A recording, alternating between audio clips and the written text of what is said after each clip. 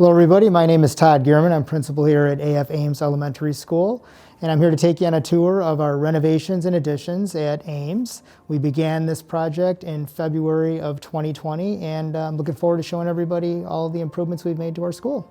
First one we're going to look at is our new music room at Ames. This used to be an art/music room. We expanded this room to be a little bit larger. We actually put some custom carpeting in. So if you look down here, you can see that we wanted to be sensitive to where students sit when they're learning during their music instruction. So we see that we have some circles here for them to sit. And then over here, we have some lines that students can sit on as well. In the past, teachers have drawn these spaces for children to sit on the floor. You're not going to see a lot of desks in a music room because there's a lot of singing and movement and dancing under normal times. Our room is not unpacked right now because our music teachers are teaching remotely. There's a lot of cabinet space throughout the room. There's room for instruments. And one of the features in almost all of our new rooms is all of our cabinets have dry erase quality to them as well as being magnetized, so you could put up posters on those as well. We're now on the other side of what we just saw, which is our music room. This was one big room, art and music, but this now is an itinerant space for EL teachers, which is our English language teachers. So we didn't have a space as large as this before for our EL learners. This room is outfitted with an actual movable wall. This again is dry erase, magnetized, can be used for instruction, and it also opens up into a larger space to a second EL classroom on the other side. We're on the other side of that wall that I was referring to before. This is our second EL classroom. So we do have two full-time EL teachers here at Ames Elementary School. And as you can see, nice space for kids to learn. We usually would have small groups of, I'd say 2 to 5 students working in this classroom, being that we're currently working under the COVID conditions with our remote and hybrid academy. We do have smaller groups working in here for safety measures, but it's nice to have the two spaces. And again, that wall can open, so if the EL teachers wanted to collaborate and work together with small groups of students, they have the ability to make this space larger. This is our new sensory room at Ames. We didn't have one of these before. This room might be used for students who need to take a break, just for having an off day. Also could be used by our occupational therapist, our physical therapist. We're going to be getting some, furniture in here. Could have beanbag chairs, some softer furniture. We can't have that right now for obvious reasons, but it does have adjustable lighting, which is pretty neat. So you can actually come and adjust. There's a panel over here, and you could change the actual color of the lighting. You can dim the lighting. Take this down to, there we go. So if a child needs something really calm, you can adjust down to, this is 25% lighting. You can adjust the color of the lighting. You can go to 50%, you can go to 75%. So it has some nice features, just to help students to possibly, calm down and relax a little bit. This is our new second grade classroom here at Ames. It used to be the Ames Library. This is actually Mrs. Ullman's classroom. You can see that there's some unique seating in this classroom. This is some flexible furniture that students can either sit apart or they could sit together in small groups. You also notice that students actually have many different shelving areas in order to be able to put down materials and supplies. So there's additional shelves in these classrooms. Ton of cabinetry. Those cabinets again are dry erasable and magnetic. And all of our classrooms are outfitted with state-of-the-art technology, so we have short throwback projectors, so we can actually use all the technology that we have in District 96. So that really sums up what one of our new classrooms looks like at Ames.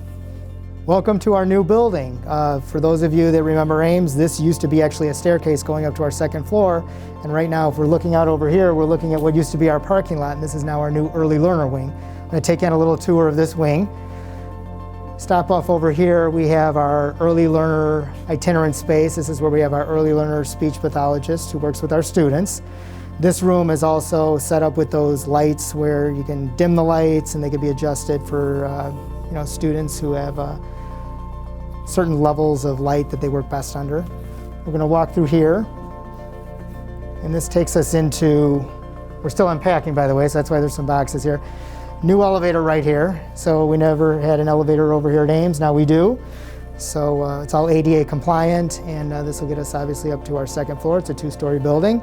And we can also go up the elevator to access the old addition, or the old building of Ames as well, or the original. We come in here, we're going to go into one of 3 early learner classrooms. So our early learner programs are for 3 and 4-year-olds in District 96. So early learner classrooms here, this is what a typical early learner classroom will look like here at Ames. We do have cubbies already located in the classroom, a lot of cabinetry, once again, cabinetry that you can use to display student work. We can actually put up certain instructional manipulatives for students while we're actually learning in the classroom. Each room is equipped with a sink and a bathroom, so each learner in a classroom does have a bathroom. And each early learner room also has an exterior exit, and that's for easy pickup and drop-off, because we redid our pickup and drop-off procedures here at Ames, and we have a different start and end time for our early learners. So the drop-off runs really smooth, having them come in a different area of the building now that we have a new driveway out here. I'm going to take you out over here.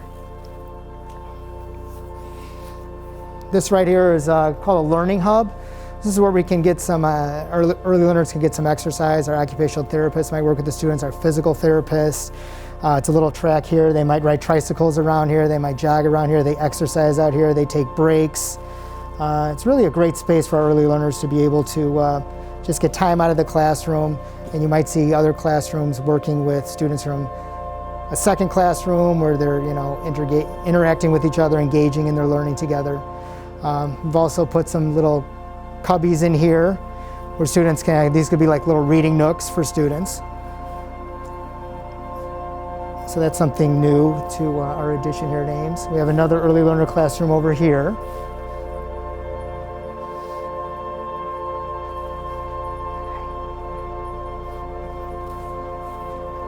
This is a second early learner classroom. And as you can see, it looks very similar to the first one we were in. We have the cubbies in the classroom. We have a lot of cabinetry. You can see that students in here are using mats for their learning. Also an exterior exit out into our early learner driveway. And if we pan around, we will see that there is space in here for a sink. There's also for the kids can wash their hands. And there's also a bathroom in this classroom too. That's early learner classroom number 2 of 3. One of the things we want to be cognizant of, and we're not going to open this up, but this is a large storage facility for early learners. We wanted to make sure we had storage. In the past over at Ames, we've had a lot of our stuff in the hallways. Parents that have been at Ames will remember the days when you'd see a ton of stuff in the hallways. Now we've cleared our hallways so that we can actually take that stuff and put it into storage. There's 2 bathrooms right here. So these can be used for any students in the school. So once again, early learners, bathrooms in the classroom, but we also have bathrooms out here that are accessed by other students throughout the building. They can also be used for students during lunch when we do have lunch here at Ames. And now we're going to walk into our 3rd classroom, our 3rd early learners classroom.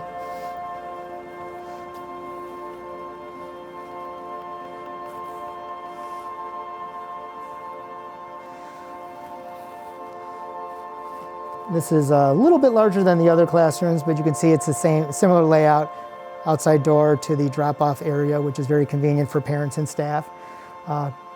Cubbies, cabinetry in the classroom,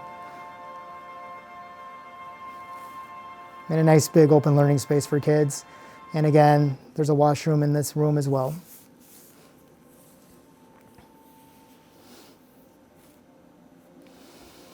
Now we're going to take you into our new multipurpose room. We've actually not had a multipurpose room for several years now. A multipurpose room would be used for students' lunch. We were eating in the gym, which would make it unique for scheduling of students' lunch and gym time. And as we come in here, this is our new multipurpose room / lunchroom. This will accommodate, I think at each lunch we have roughly 200 to 225 students. So it accommodates 200 to 225 students very comfortably.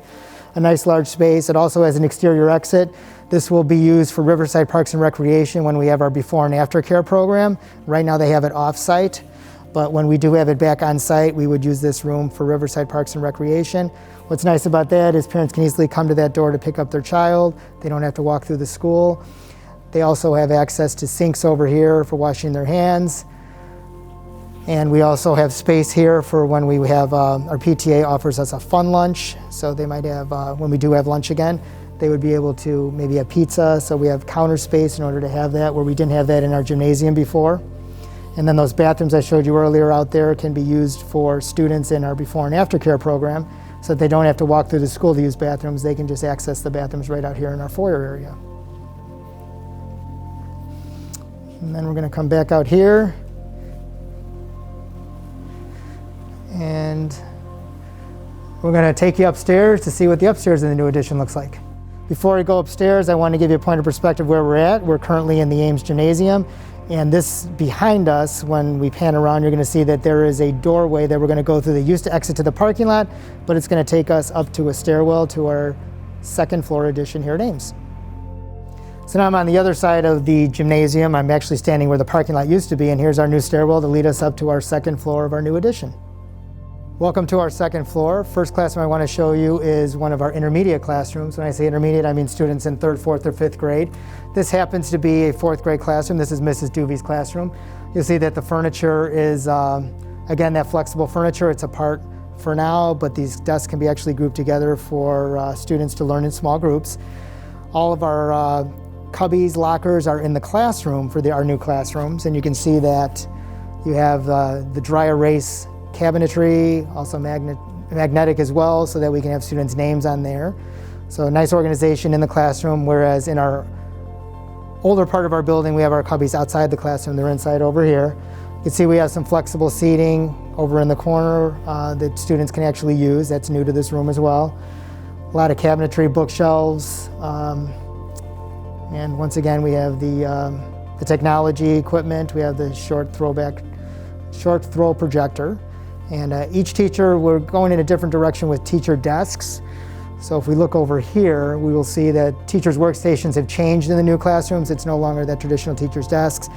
It's a mobile teacher station where it can be moved around. So very flexible once again. So flexible for the entire learning environment is what we're looking for in our new classrooms. Now we're going to come out here and we'll go to another classroom right next door. We have 2 new classrooms upstairs, and this one is our 5th grade classroom. It's going to look very similar to the one we just left.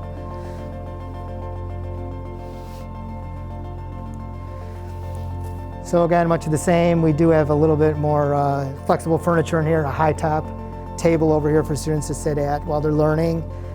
Again, cubbies / lockers inside the classroom. A lot of cabinets for student storage and teacher storage as well.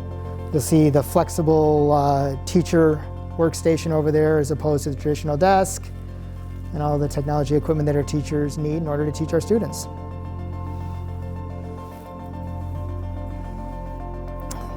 Something unique to our new addition is a learning hub over here. So this would be used for classrooms that want to come out and work together in an outside but inside the building space. So this is like a little stage area. We can have students presenting over here. We have the technology equipment here with a very large presentation board. So a very open concept is what we wanted, and it continues to be open as we flow through. And we get to our new library. If you recall, our library used to be that little classroom downstairs. Our library grew to about a little over 4 times as large as it used to be. So this is our new library. Very open feel. You're going to see a lot of windows. We're actually standing in the parking lot of our old building at this time.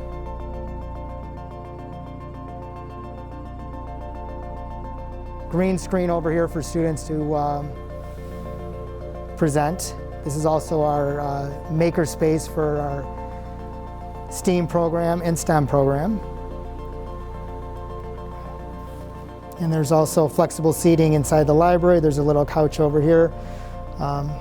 Many bookshelves, great display of books, a nice open feel as opposed to our other library, which was in a very small space. Another area inside our library can be used as another classroom if we actually need it. So this right now can seat approximately, let's see what we have here, 24 students right here with these 4 tables of 6. So this allows teachers to not only bring their children to the library, but it also allows them to use it as a classroom within the library. And the library doesn't end here. It opens up. Our circulation desk is over here, so this is where students would actually check out their books. And the library continues to stay open over here. We have space right here for students to relax while they're reading.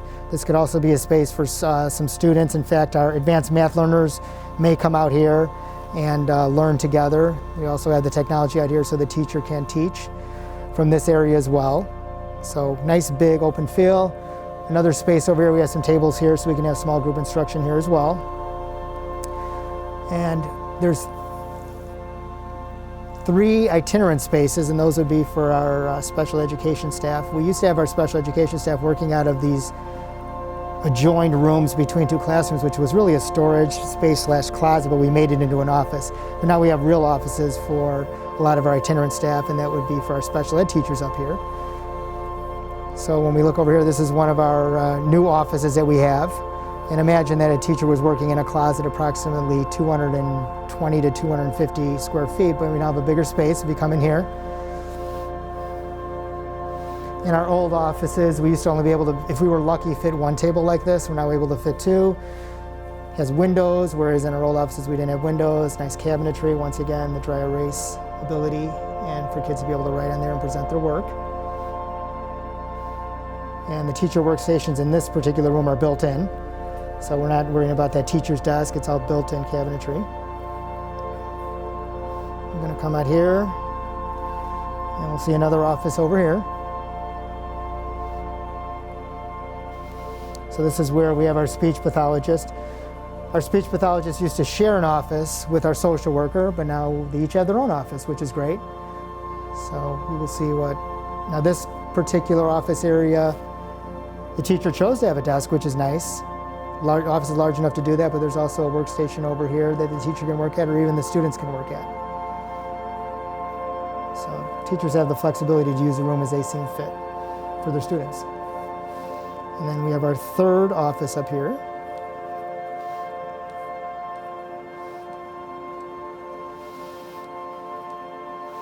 A little bit smaller than the other ones, but as you can see, a nice small learning space, window, teacher station over there. And again, we have the flexibility to work with our students. A little bit smaller dry erase board in here, but adequate for what we need to do for our students. We usually have groups of students between, let's say, 2 to 4 students in this particular learning environment.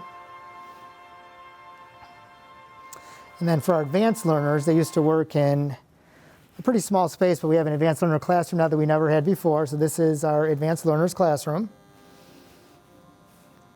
It's not as large as a traditional classroom, although it feels as large as a traditional classroom.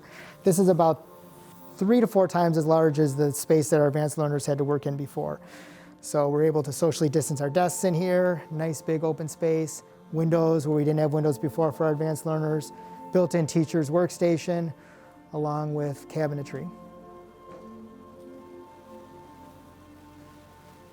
And to give you a point of perspective where we're at as we leave our advanced learners room, come out here, back to our open space, and if we turn the corner over here, here's the elevator that's going to take us right downstairs to our early learners wing. This is another one of our new spaces upstairs. This is our occupational therapist, physical therapist room. This used to be a classroom. This was Mrs. Seymour's classroom, for those of you that remember where Mrs. Seymour used to teach. This is a place now where our students can actually have occupational therapy and physical therapy. In the past, we never had a designated space for that, and students would actually have to be in the hallways or at any location we had, whether it was a vacant classroom. But right now we have a designated space and some privacy for our students that require those particular accommodations. Also goes into a nice big storage area, which we did not have before, where we can keep some occupational therapy, physical therapy items that students use. We also are using it for some like a book room, a makeshift book room. You know, this is stuff that we used to keep in the hallways, and now we are able to put in storage and out of sight and have our hallways open for our students. This is another new office space that we have upstairs. This is our school psychologist. She used to work in what we used to call a small book closet that we made into an office. Now we're able to actually use that closet for books again, and we took our school psychologist and gave her own office. So nice, larger space, probably twice the size of the space that she used to be in, to work with students, testing students, so on and so forth. So nice to have this kind of space here at Ames that we didn't have in the past. This is our final room we're going to be looking at during our tour, and this is our art room. What you'll see is this used to actually be Mrs. Duvey's classroom, and nice windows that we had before. Nice big open space. We got new art tables, butcher block art tables that are meant for using clay, watercolor, paints, easy cleanup, brand new stools for the kids. You can see that they can sit in groups of 4. We could even accommodate groups of 8 if we wanted to. Actually 3 sinks, where we only used to have 1 or 2 sinks in our art room before, so we have 3 sinks for easy cleanup. A lot of shelves in this particular room, a lot of cabinets in this room as well. And behind there is a huge storage for the art teacher, along with the art teacher, the kiln for the art room for students when they're working with clay. In the past, the art teacher would have to actually go to a different location. The room was separated from the kiln room. We put it all together. The kiln used to be downstairs, got moved upstairs. So that is back there for when we work on clay, but a nice, huge learning space. And the room right now is not set up the way it would normally be set up if there were students in session, because the art teachers teach remotely now, and they do not teach in person, but we anticipate when we do go back eventually to in-person instruction, for all of our students, this room will have a nice flow to it, and it is approximately 1.5 times the size of the original art room. I want to thank everybody for joining us on our tour today. I hope you had a great time, and looking forward to a great school year here at Ames.